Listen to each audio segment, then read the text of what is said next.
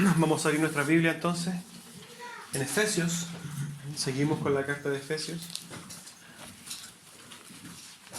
Carta a los Efesios.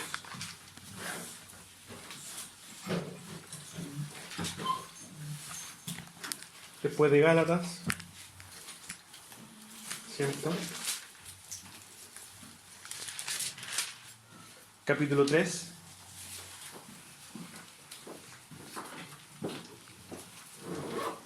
Vamos a leer entonces desde el versículo 14 hasta el versículo 19.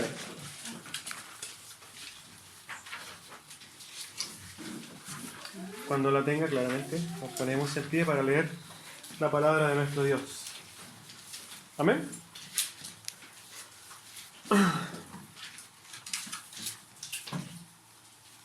Si ustedes se fijan, realmente si tienen la Reina Valera, va a decir oración por los Efesios, el título.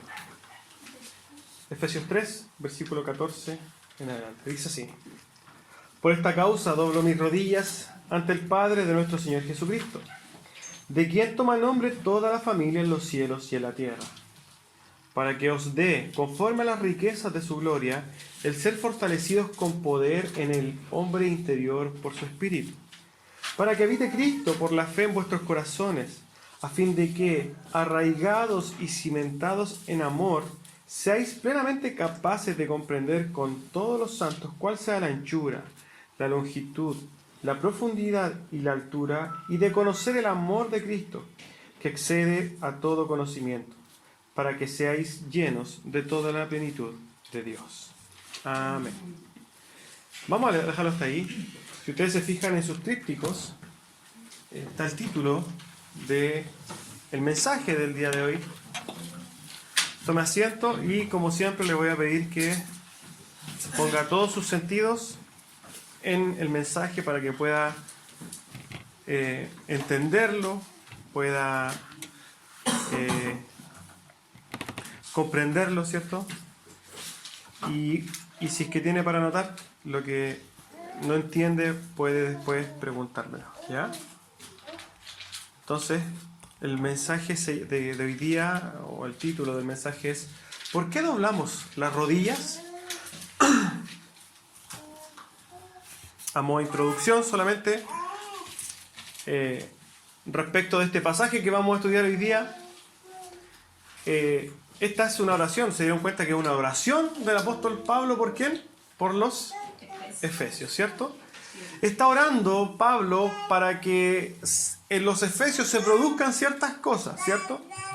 Ahora bien, esta es la oración más extensa que muestra la Biblia, el Nuevo Testamento o las cartas paulinas. Es la oración más extensa de Pablo expresada en una carta. Algunos encuentran este pasaje como la perla del Nuevo Testamento. Yo creo que si bien es un pasaje muy hermoso y precioso, creo que claramente está en desventaja con pasajes del Evangelio, ¿cierto? Pero sí o sí es algo importante porque muestra la intención del corazón de Pablo para con sus hermanos. Y eso es lo que nosotros vamos a tratar de profundizar. Primero en el pasaje, versículo por versículo, para comprender el contexto, etc. Y después vamos a ver cómo esto aplica para nosotros. ¿Amén? Bueno, en cuanto al contexto, nosotros sabemos que ya vamos en el capítulo 3, terminando el capítulo 3 de esta carta, ¿cierto? Lo que pasó anteriormente, ¿cierto? Era que Pablo está hablando de su ministerio y está animando a los efesios, aún cuando él está sufriendo, está animando a los efesios que se animen respecto de la persecución, que no se preocuparan por su persecución, porque era algo de lo que deberíamos nosotros incluso agradecer a Dios, ¿ya? Porque no somos dignos de nada de Él. Y Pablo complementa, digamos, esta preocupación por la iglesia de los Efesios, la complementa siguiendo con una oración, que está en la segunda parte del capítulo 3 de Efesios. En la primera parte él se presenta a sí mismo, lo que hace, ¿cierto? Su ministerio, etc. termina animándolo y diciendo no se preocupen, no sufran, digamos, estoy parafraseando, por mi persecución, porque estoy preso, porque mamá quizás iba a ser asesinado, no sabía en ese momento. Y él dice, no sufran, anímense. Y complementa después orando a Dios por ciertas cosas que quiere que se produzcan, que se manifiesten en su iglesia. Hay ciertas cosas que nosotros tenemos que comprender automáticamente, y es lo siguiente. Nosotros como iglesia, por nuestras fuerzas, nunca vamos a conseguir absolutamente nada. Así como la iglesia de Éfeso tampoco por sus fuerzas no iba a conseguir absolutamente nada. Lamentablemente vivimos, ¿cierto?, en un mundo donde se supone que nosotros somos super personas y que se supone que si yo me pongo mucho las pilas, esta cosa va a funcionar. Pero no depende de nosotros. Esto está en el poder de Dios. Dios es el que hace todas las cosas. Y en ese sentido es que Pablo, entendiendo profundamente esto, comienza a orar. Alguien dijo por ahí, la oración no es la preparación para un trabajo. La oración es el trabajo. Y es por eso que es tan importante que nosotros estemos constantemente en oración. Amén. Vamos al texto. Versículo 14. Dice así. Por esta causa doblo mis rodillas ante el Padre de nuestro Señor Jesucristo. Y el versículo 15 dice lo siguiente. De quien toma nombre toda la familia en los cielos y en la tierra. Vamos a ver ciertas apreciaciones de estos dos versículos. ¿Estamos claros? Que Pablo está comenzando una oración, ¿cierto? Y entendemos contextualmente que Pablo acaba de cambiar un poquito la dirección de su carta, porque primero está animando y ahora empieza a orar a Dios, hace un cambio. Pablo empieza a orar. Respecto de la oración, no es la primera vez que Pablo en la carta a los Efesios le dice que está orando. ¿Se recuerdan en el capítulo 1? Versículo 16, cuando hicimos todo un mensaje de la oración, y Pablo dice, no ceso de dar gracias por vosotros, haciendo memoria de vosotros en mis oraciones. Pablo nuevamente empieza a decir, bueno, yo quiero que les quede claro, yo estoy orando profundamente por ustedes. Y también más adelante, que lo vamos a ver quizás en unas semanas, quizás meses, en el capítulo 6 de Efesios dice lo siguiente. Orando en todo tiempo, con toda oración y súplica en el Espíritu, y velando con toda perseverancia y súplica por todos los santos, y por mí, a fin de que al abrir mi boca me sea dada palabra para dar a conocer con denuedo el misterio del Evangelio. Pablo más adelante, si bien en estos primeros capítulos está diciendo yo estoy orando por ustedes, después también le dice, pero yo también quiero que ustedes oren por mí. Y esta relación de oración entre la iglesia tiene que ser un ejemplo. Lo que Pablo en la carta de Efesios podríamos resumir, debe ser un ejemplo para nosotros. Nosotros debemos orar los unos por los otros. Y eso no puede no estar, digamos. Eso, si es que una iglesia no está orando unos hermanos por los otros, hermanos, hay algo mal. Es por eso que nosotros tenemos estas cadenas, entre comillas, de oración, donde no me gusta la palabra cadena, pero donde nos juntamos a orar, digamos, bajo una misma dirección 2 veces a la semana. En esa oración que dice, por ejemplo, orar por nosotros, por la iglesia, significa que usted trate de darse el tiempo de orar por cada uno de sus hermanos. No somos tantos, entonces hoy día podemos hacerlo. Oro por mi hermano Juanito, oro por mi hermano Pedrito, para que pase la prueba que está pasando, etcétera, etcétera. El sostenernos en oración es un llamado de Dios para nosotros, entonces. Tenemos que orar los unos por los otros. Y no solamente por nosotros, sino que por todos los santos, dice Pablo. En ese sentido, hay muchos hermanos que necesitan estar sostenidos en oración. Nosotros hoy día en nuestra oración, ¿cierto? Oramos por el pastor Pablo de Temuco, por su congregación, pero también podemos estar orando por nuestros hermanos del espejo, por nuestros hermanos perseguidos, por nuestros hermanos quizás que están en cierta oscuridad bíblica. Tenemos tanto que orar, hermano, mucho que orar. Amén. Entonces, pues, lo primero que podemos ver es que Pablo claramente está orando, ¿cierto? Lo segundo, y algo que me llama profundamente la atención y algo que nosotros claramente con el tiempo hemos desvirtuado, es que Pablo dice lo siguiente: Por esta causa doblo mis rodillas. Pablo está haciendo un hincapié, digamos, o está haciendo una aclaración muy sutil respecto de la postura de Pablo.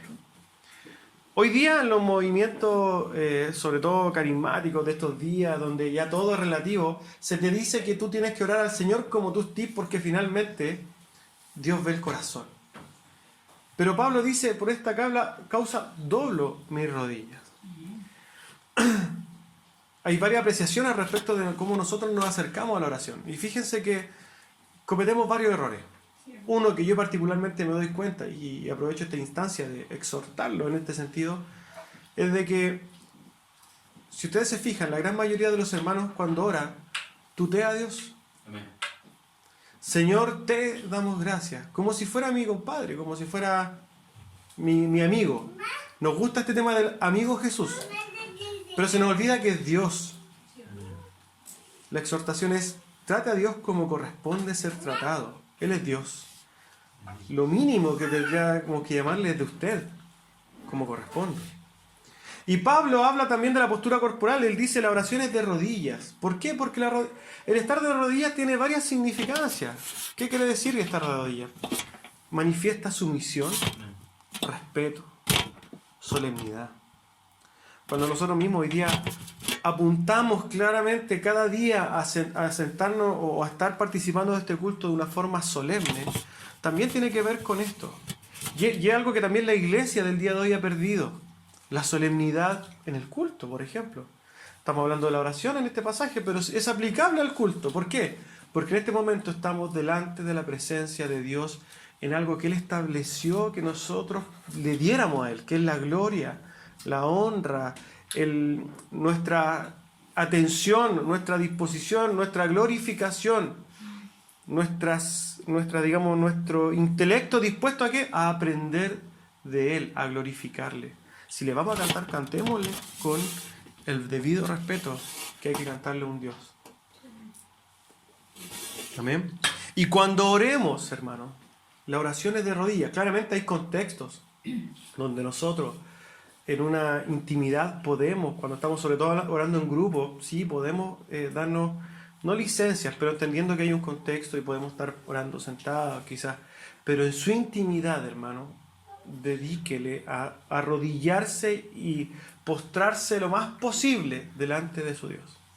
Amén. Esta es una apreciación, una pequeña apreciación del pasaje. Otra cosa que yo puedo comprender claramente del pasaje es que está la Trinidad implícita en este pasaje.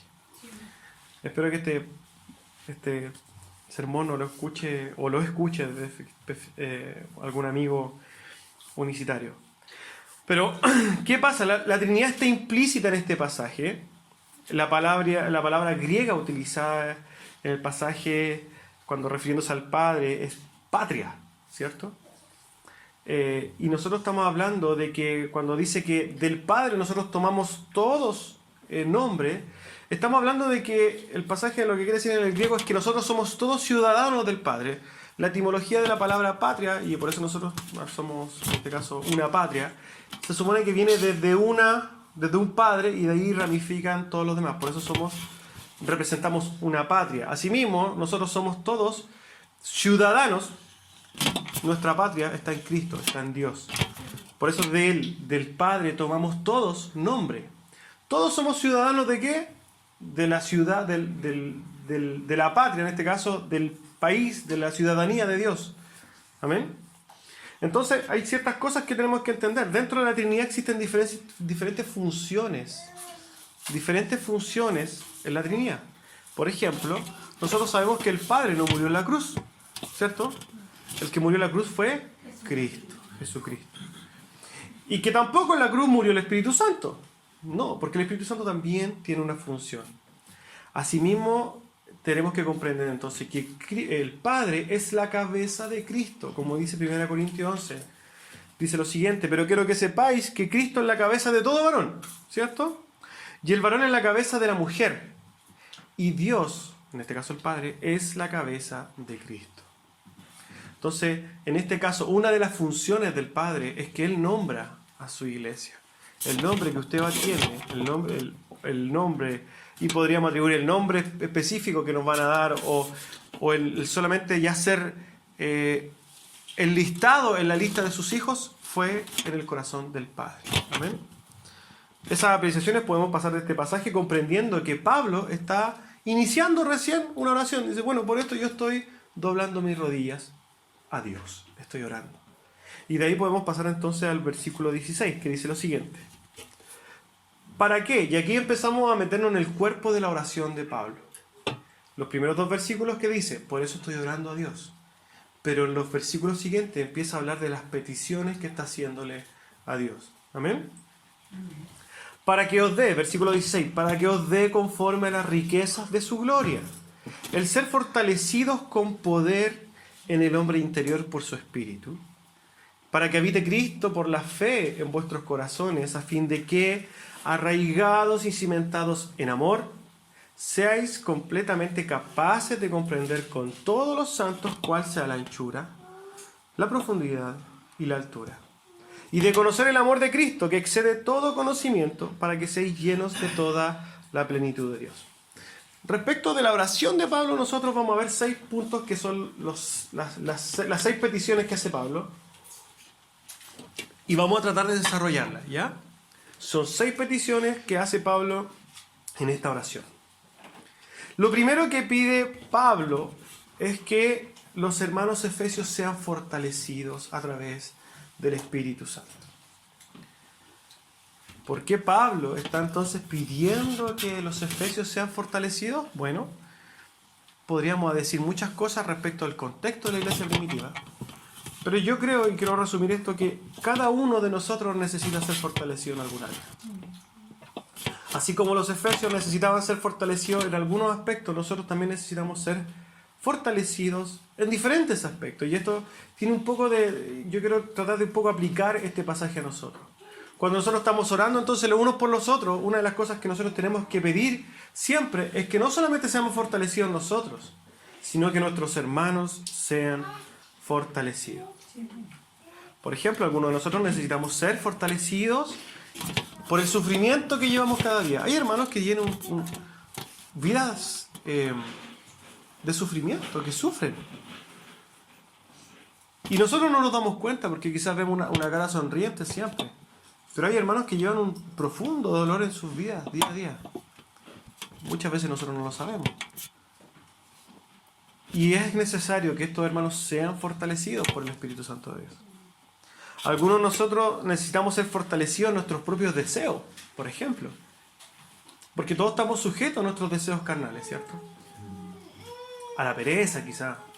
O a algún pecado oculto. Necesitamos ser fortalecidos por Dios.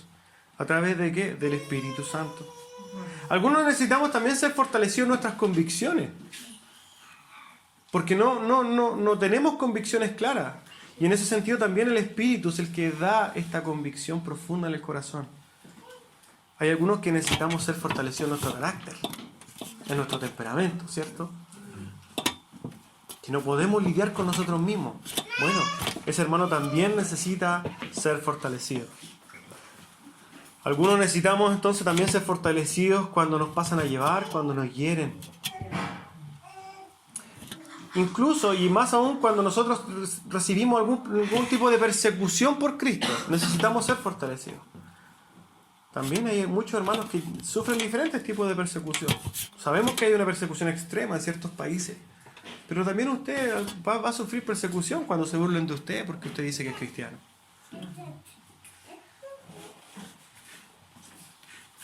Yo personalmente, el que me hace una persecución, pero que a mí me da risa dentro de todo, es mi hermano carnal, mi hermano de carne, que siempre se burla de mí, cristiano, y anda ahí persignando, no entiende nada del cristianismo, pero él molesta. Pero es persecución, a algunas personas les va a afectar más una situación así, a otros no. Pero el hecho es que todos debemos ser fortalecidos, hermanos. Pablo entonces, lo primero que parte es: oro a Dios para que usted y nosotros seamos fortalecidos. En sus oraciones entonces, ¿qué? Siguiendo el ejemplo de Pablo, ¿qué va a pedir? Ore porque nosotros todos seamos fortalecidos.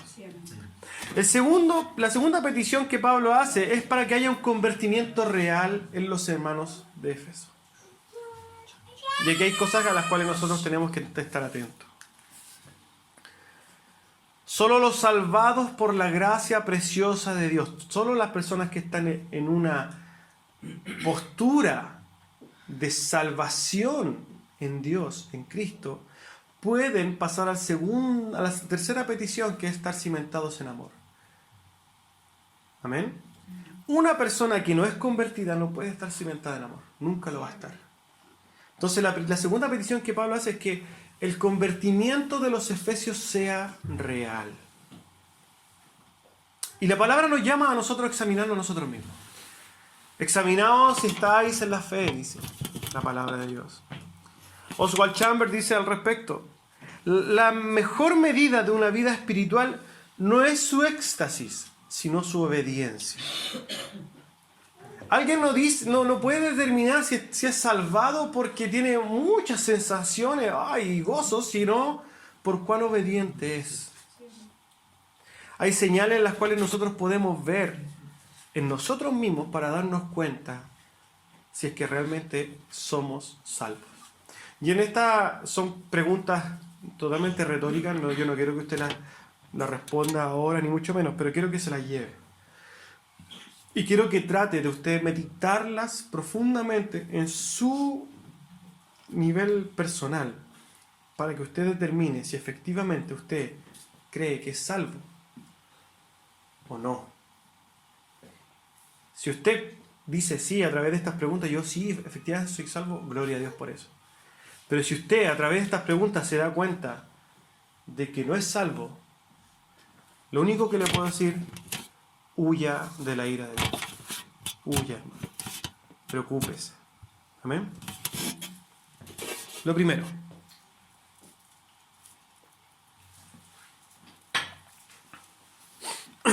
sentir, entender y dolernos de nuestra condición pecaminosa delante de Dios. Si usted, hermano, no está realmente dolido, si usted realmente no siente su propia maldad en su corazón, si usted realmente no entiende que usted ha atentado, se ha rebelado contra Dios toda su vida y que necesita urgentemente un Salvador, es muy probable que usted no sea hijo de Dios.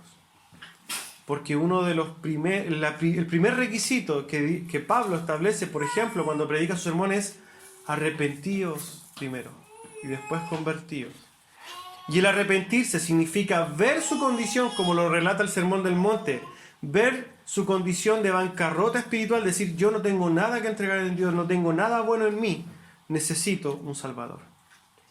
Lo segundo, tener un rechazo a nuestro pecado, asquearlo, odiarlo, no gozarme en el pecado. Quizás vamos a pecar, pero tenemos que odiar el pecado. Si usted no odia el pecado, preocúpese. Tercero, arrepentirnos de nuestros pecados. Una cosa es dolerse y de repente sentir un remordimiento, lo hice, pero hay realmente un arrepentimiento que tenemos que tener. Arrepentirte es tener una metanoia, ¿cierto? Como dice la palabra griega, un cambio de mente. Es decir, voy en esa dirección, lo estoy haciendo, pero cambiar de dirección. Si usted siempre dice: yo me arrepiento, pero sigo lo mismo, hay que preocuparse. Cuarto, vivir en una sumisión ante Dios basada en la gratitud. Ojo que hay muchas personas que viven una sumisión ante Dios, pero fundamentada ¿en qué? En el temor, una religiosidad. Es decir, si yo hago esto, Dios me va a hacer esto otro. Pero ese no es el llamado a un hijo de Dios. Nosotros somos esclavos por amor. ¿Por qué? Porque entendemos el regalo de Dios y en base a eso nosotros somos condicionados ¿para qué? Para vivir en sumisión. Quinto, tener un temor y amor a la vez a Dios. El principio de la sabiduría dice: es el temor a Dios. Tenemos que comprender quién es Dios. El Señor en uno de sus pasajes decía: no temáis a aquel que mata la carne y puede matarte, ¿cierto? Sino más bien teme a quién. Al que puede tomar tu alma y echarla al infierno, al Seol. 6. Querer que otros busquen o entiendan o reciban el Evangelio. Si usted realmente vive ensimismado, claro, ¿cierto? En sí mismo, digamos, vive preocupado de sí mismo y no le preocupa que otra persona sea salva, hay algo que no está bien. Porque un hijo de Dios quiere en su corazón que todos reciban el Evangelio. Quiere predicar el Evangelio constantemente. Séptimo, vivir para la gloria de Dios. Si usted en su mente no está al vivir para la gloria de Dios, sino está al vivir para su felicidad, está mal. Eso está mal. Octavo, perdonar lo que antes no éramos capaces de perdonar. Hay mucha gente, yo conozco gente que vive, se va a una iglesia y empieza a vivir un cristianismo y tú le preguntáis 4 años después qué pasa y todavía no perdona algo. Eso es un signo de que ahí no hay un verdadero convertimiento. Noveno, amar a tus hermanos. Una de las señales más importantes para entender si es que tú eres salvo es porque tú amas a tus hermanos. Si a ti también no te preocupa lo que le pasa a tu hermano, si tú estás viviendo indiferente, yo vivo mi vida mientras yo estoy feliz, lo demás no importa, preocúpese fuertemente. Décimo, morir a nosotros mismos cada día. Morir a nosotros mismos significa dejar de lado lo que yo quiero, lo que yo pretendo, lo que yo estimo, lo que yo creo que me va a hacer bien y lo que creo que me va a hacer feliz. Y hacer eso, dejarlo de lado y decir, no, yo voy a morir a lo que yo creo y voy a preocuparme de lo que Dios quiere para mí. Cuando yo dejo lo que yo creo, yo vivo mi cristianismo como yo creo vivir, entre comillas, yo no estoy sirviendo a la gloria de Dios. Yo estoy viviendo para mí. Si usted vive así, hermano, preocúpese. 11. Que nuestro temperamento y carácter no se hayan moldeado con el pasar del tiempo. Si usted era estas personas explosivas, viscerales, cuando antes de conocer a Cristo y hoy día es igual, preocúpese. 12. Orar y buscar la intimidad con Dios. Si usted se conforma con venir un domingo a la iglesia y cree que con eso usted se está ganando el cielo, créame, hermano, que ahí yo le voy a decir que usted está convertido. 13. Amar su palabra y a través de ella querer conocerlo más.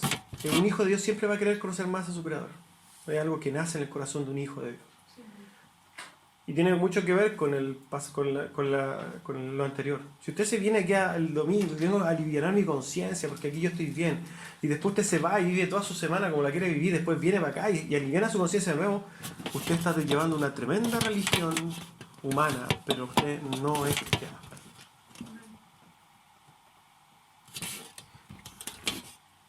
Son 13 aspectos, 13 preguntas que yo le estoy haciendo. Y hay muchas más que usted podría hacerse. Pero si con estas preguntas usted en su corazón dice, me falta mucho, bueno, entonces es momento de que usted se arrepienta nuevamente, se convierta y siga a Cristo. Amén. Miguel Núñez dice algo muy cierto. Hay una cosa que es peor que no ser cristiano. Y es no serlo, pero creer que tú lo eres. Eso es terrible. Hay mucha gente que cree ser cristiana y vive toda una vida creyendo que es cristiana. Pero va a llegar el punto donde esa persona muera, hermano. Va a pararse delante de su Creador y le va a decir al Señor, Señor, Señor, ¿acaso no profetizamos en tu nombre? ¿Acaso en tu nombre no echamos fuera demonios? Y el Señor le va a decir, apartaos de mí, hacedores de maldad, yo nunca los conocí. Esas palabras me dan terror. Amén. Amén. 1 Juan 4:8 dice, el que no ama no ha conocido a Dios, porque Dios es amor. Y fíjese la tercera petición que hace Pablo, que seamos arraigados y cimentados en amor. ¿Qué quiere decir con esto, Pablo? Arraigado y cimentado es una doble ejemplo, una doble metáfora, no sé cómo llamarla, donde dice que primero tenemos que estar arraigados, hablando de la raíz de un árbol, ¿cierto? Que está bien arraigado. Y lo otro que habla de un cimiento, que es como un edificio, cuando hablamos, ¿cierto? De armar un edificio, que teníamos que tener un cimiento fuerte. Entonces, lo que está diciendo es que nosotros, o los efesios, y aplicable a nosotros, es que nuestro motor, hermano, nuestro motor de vida tiene que ser el amor. Si en nosotros, en este caso, no hay el motor que lo mueve, no es el amor, hay algo que está mal. Porque en el plan de Dios, en el diseño de Dios, el segundo mandamiento estableció lo siguiente: amarás a tu prójimo como a ti mismo. Es el segundo mandamiento, hermano. Y el primero habla también del amor. Amarás a tu Dios con todas las fuerzas de tu corazón. Entonces, cuando nosotros hablamos de estar arraigados y que nuestro motor sea el amor, significa lo siguiente: nuestras motivaciones más profundas, las motivaciones para el andar, para vivir, para trabajar, para servir aquí, un montón de cosas, tienen que estar fundamentadas en ¿qué? El amor. Ya sea el amor a Dios o el amor a nuestros hermanos. ¿Amén? El amor entonces debe ser el motor que mueve a un hijo de Dios, y todas nuestras motivaciones deben estar fundamentadas en el amor. Uno de los frutos visibles de un hijo de Dios, ¿cuál es? El amor. Entonces, por ejemplo, ¿por qué vamos a predicarle a alguien? Por amor. No vamos a predicarle a alguien para ganarle ciertamente un debate teológico. No es la postura. Nosotros tenemos que predicar, ¿por qué? Porque mi motor es el amor. ¿Por qué voy a servir a la iglesia? ¿Por qué yo voy a decir, ya sabes que yo voy a poner mi mano a disposición de la iglesia? ¿Para tener un puesto jerárquico dentro de la estructura eclesiástica y que todos me digan, oye, qué santo eres? ¿O porque realmente yo quiero servir por amor a mis hermanos y a Cristo? ¿Por qué nos congregamos? ¿Por qué usted se debería congregar?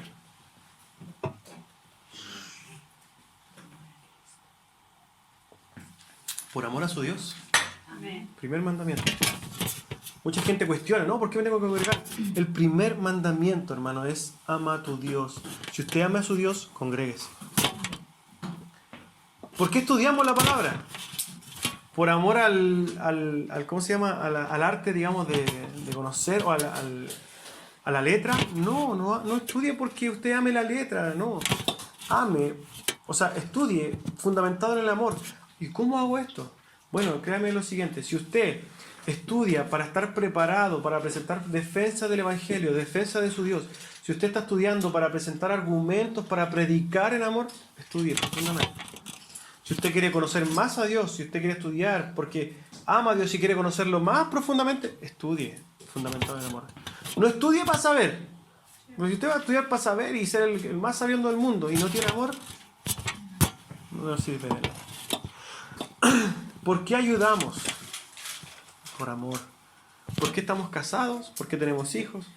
La verdad que cualquier motivación tiene que estar fundamentada en el amor. ¿Por qué salgo a trabajar día a día?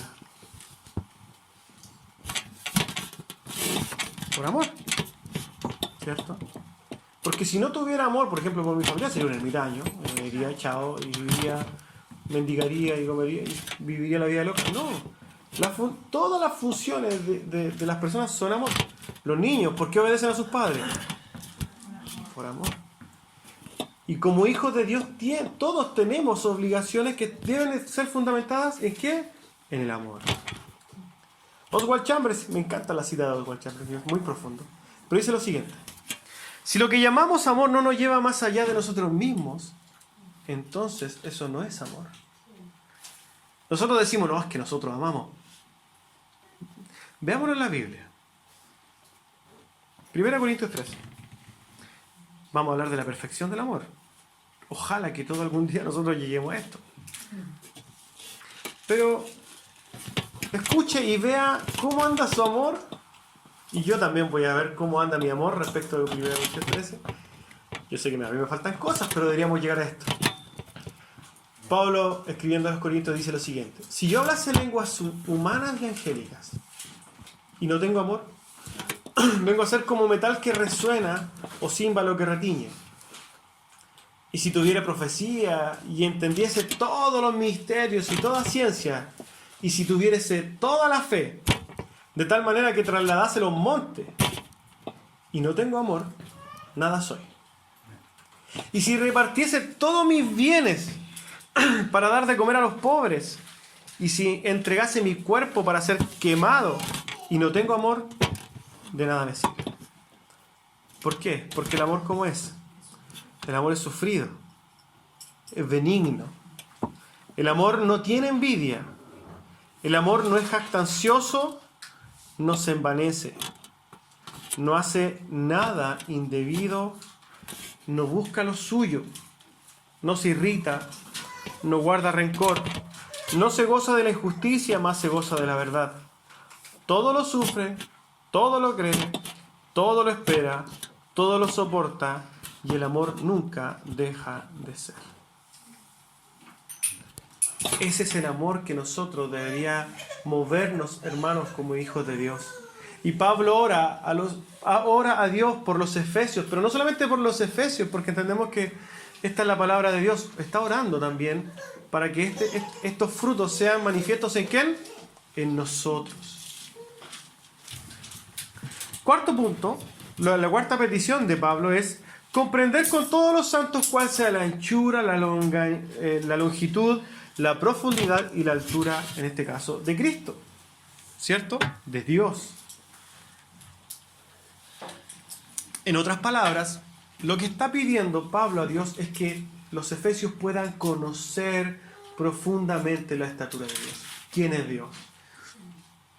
Una de las cosas que nosotros nos fijamos como objetivo en el corto plazo es poder dar a entender lo más rápido posible, o dentro de nuestros parámetros humanos, dar a entender a nosotros mismos como hermanos, ¿quién es Dios? Porque uno de los grandes problemas de la iglesia de hermanos de hoy día es que no conocen a Dios.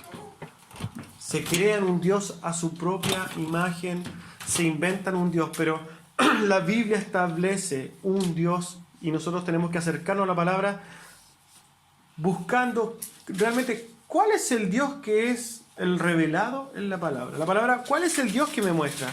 Y ese es el Dios al cual nosotros adoramos. Entonces, Pablo está orando también ¿para qué? Para que todos los santos, porque dice junto con todos los santos, todos los hermanos pudieran comprender quién realmente es Dios. Amén. Por ejemplo, Dios poderoso, ¿cierto? Como dice en el capítulo 1, hablamos de la super eminente grandeza de su poder. O sea, que su poder prácticamente no tiene fin. Que Dios es un Dios de misericordia. Ahora, respecto a un mensaje que venía escuchando ayer cuando veníamos manejando de la misericordia.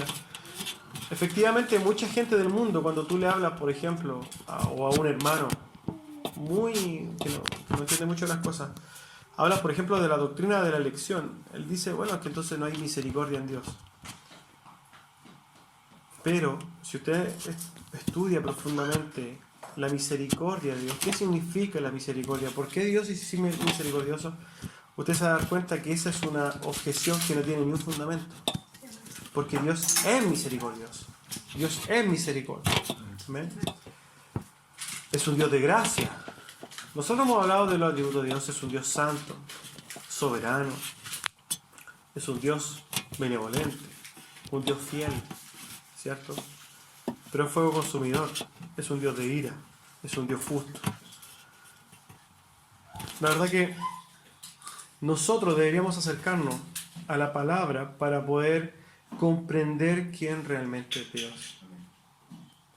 Ahora, cuando nosotros comprendemos realmente quién es Dios como iglesia, una de las cosas que vamos a poder comprender es el punto 5 de lo que Pablo está pidiendo. Que seamos capaces de conocer el amor de Cristo. Conforme nosotros conozcamos quién es Dios, realmente vamos a poder comprender entonces cuál es el amor de Cristo. Una de las sentencias que aparece en el mismo pasaje de el amor de Cristo dice que excede todo conocimiento. Así como nosotros, Pablo está orando para que nosotros, y la voluntad de Dios, que nosotros seamos movidos por amor. En el quinto punto, Pablo está hablando de un amor que no tiene una capacidad de comprender el amor de Dios para con nosotros. Así como recibimos ese amor incomprensible, porque el amor de 1 Corintios 13 se queda corto para describir el amor de Cristo para con nosotros. Asimismo, cuando nosotros comprendemos ese amor para con nosotros, deberíamos reproducirlo, ¿cierto?, a los demás. Así como del amor que recibimos, debemos darlo. La palabra dice dar de gracia, ¿cierto?, lo que de gracia recibiste, ¿cierto? Una de esas cosas es el amor. Hay un pasaje, ¿cierto?, donde dice que hay en vosotros el mismo sentir que Cristo Jesús, ¿cierto?, que no estimó ser como Dios, ¿cierto?, sino que se hizo hombre y en su condición de hombre se humilló a sí mismo. ¿Para qué? Para ser obediente, y se hizo obediente hasta la muerte de cruz. Todo lo que Cristo hizo en la tierra, de venir y decir, ya, yo voy a ir al sacrificio. Yo voy a morir, voy a ser obediente, voy a ser juzgado, voy a ser escupido, maltratado, voy a recibir la ira de mi Padre en la cruz. Lo hizo porque decidió hacerlo. El amor que la Biblia promueve, que Dios promueve, no es el amor que pone maripositas en la guata. No espere a sentir una super iluminación, hermano, para poder reproducir ese amor. No. El amor que muestra a Dios y que quiere que tengamos los unos con los otros es el mismo amor que Cristo tuvo por nosotros, que es un amor que se da incondicionalmente. Cuando nosotros podamos comprender el amor que Cristo dio incondicionalmente a nuestras vidas, es cuando nosotros realmente vamos a poder dar este amor en forma incondicional. Ahora, comprendiendo el amor, el profundo amor de Dios para con nosotros, es cuando nosotros vamos a poder también llegar al punto 6, a la sexta petición de Pablo en esta oración. Y es que seamos llenos de la plenitud de Dios. ¿Cómo vivir llenos de la plenitud de Dios? ¿Cómo podremos vivir llenos de la plenitud de Dios si no lo conocemos? Hay muchos hermanos que viven, entre comillas, llenos de la plenitud de Dios, pero no conocen a Dios. Entonces, ¿llenos de qué viven? Viven llenos de emociones, de autoconvicciones, de supersticiones, ¿cierto? Porque nos falta, ¿cierto?, en muchas iglesias, la protección que reciben no está basada en la persona de Dios, sino está basada en algún rito. Yo hoy día voy a ungir, por ejemplo, no sé, mi cama para dormir bien. Pero ojo, hermano, usted no está descansando en Dios, está descansando en ese ritual. ¿Ya? Entonces, ¿cómo ser llenos? ¿Cómo vivir llenos de la plenitud de Dios? Bueno, para vivir llenos de la plenitud de Dios, primero está el punto 5 y el punto 4. Comprender quién es Dios y segundo, entender el amor de Dios para con nosotros. Amén. El amor de Dios para con sus hijos, ¿cierto?, es maravilloso. Y nosotros debemos vivir confiados, descansados, felices, llenos, gozosos. ¿En qué? En que el amor de Dios, que dice que excede todo conocimiento, es el que está sobre nosotros y nos guía, nos guarda, nos conduce, nos enseña, nos educa, nos forma, etcétera, etcétera, etcétera, ¿cierto? Entonces, ser llenos de la plenitud de Dios vamos a poder ser llenos nosotros de la plenitud de Dios siempre y cuando conozcamos quién es nuestro Dios. Conociendo a nuestro Dios, que es soberano, que no hay nada que pase por encima del poder de Dios, que no hay nadie más poderoso que Dios, nosotros vamos a poder vivir confiados y plenos en Cristo. Amén. El hombre que tiene a Dios por su posesión tiene todo lo que es necesario tener, dijo Tozer. Cuando nosotros comprendemos entonces quién es Dios, no necesitamos rituales, no necesitamos supersticiones, no necesitamos religión X, no necesitamos procedimientos, no necesitamos a Dios. Y en base a ese Dios nosotros vivir en forma de sumisión. Amén. A modo de resumen, para que ustedes para que tratemos de redondear la idea de Pablo dentro de su oración y a modo como de resumen claramente, lo primero entonces que pide Pablo es en su oración y es lo que quiere que nosotros recibamos. Ojo con esto porque esta es la palabra de Dios y tiene que ser aplicada a nuestras vidas. Y aplicados a nosotros como iglesia lo siguiente. Primero, que seamos fortalecidos. La voluntad de Dios es que nosotros seamos fortalecidos. Segundo, que tengamos un convertimiento real. No una religión, un convertimiento real. Tercero, que el motor de todas nuestras acciones sea el amor. Cuarto, que conozcamos a Dios tal como es. Quinto, que comprendamos y conozcamos profundamente el amor de Dios para con nosotros. Y sexto, que a través de los puntos anteriores nosotros vivamos llenos y plenos en Dios. Amén. A modo de conclusión, y ya concluyendo el sermón, tengo unas pequeñas palabras, las cuales les voy a pedir que tomen con mucha atención. Sin lugar a dudas, el atributo más usado para identificar a Dios es su amor. Es característico de esta generación posmoderna el hecho de que todos queremos recibir amor, pero no queremos darlo. Queremos todos los beneficios de las relaciones, pero sin compromisos. Queremos todos nuestros derechos, pero no las obligaciones. Queremos todos los cuidados, pero no las responsabilidades. Es irónico el hecho de que mientras las personas más reciben todo tipo de cuidados, derechos y libertades, más infelices son. ¿Será que el vacío y las depresiones del día de hoy están muy ligadas al cómo estamos viviendo hoy? ¿Será que Dios ha creado al humano para que sea más feliz o pleno al dar que al recibir? ¿Podrá haber alguna posibilidad mínima de que todo lo que pensamos que llenará nuestras vidas al final genere un tremendo vacío y nos desalienta al enfrentar la vida? ¿Tendrá razón Agustín cuando dijo: la ociosidad camina con lentitud, por eso los vicios la alcanzan? Yo creo que sí. Creo fielmente en lo que Dios ha establecido para el hombre y que lo ha hecho con su infinita sabiduría. Estoy convencido que el diseño de Dios para la iglesia no es solo un esquema estructurado para ordenarnos, sino que es un camino perfecto por el cual conducirnos. Un maravilloso camino creado por Dios. ¿Para qué?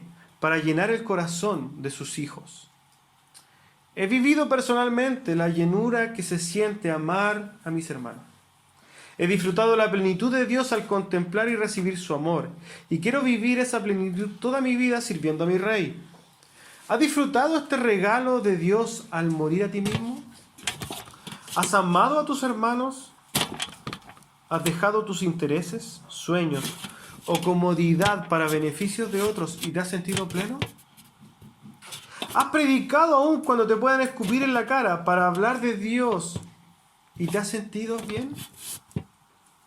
El amor de Dios para con sus hijos no es para guardarlo, sino para reproducirlo. Dad de gracia, lo que de gracia recibiste resume todo, porque todo lo hemos recibido de gracia, así deberíamos darnos completamente. Jonathan Edwards dijo lo siguiente y quiero concluir con esta cita. Tomo la resolución de que viviré de tal forma que hubiera deseado hacerlo cuando me muera. Amén. Pónganse de pie, vamos a ver.